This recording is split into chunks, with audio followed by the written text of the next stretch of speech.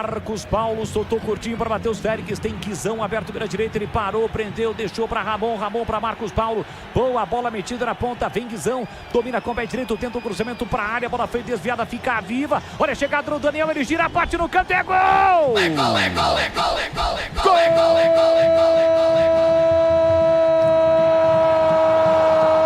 gol, do Castanhal!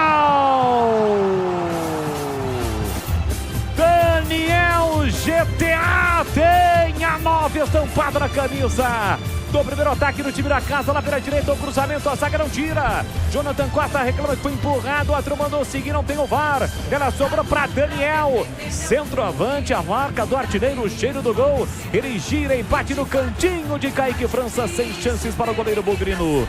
Aperta o placar em Castanhal. Olha a zebra aí. 7 minutos, primeiro tempo, tá registrado.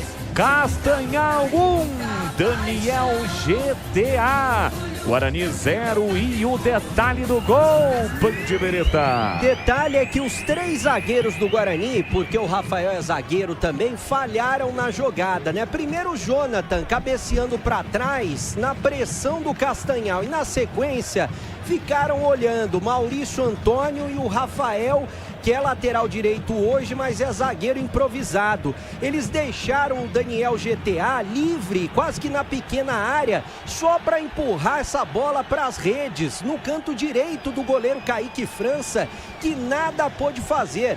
Um time que está jogando com 3 zagueiros e no contra-ataque contra o Guarani. Abre o placar o Castanhal e tem mais Castanhal. Lá pela direita de novo, botou na frente.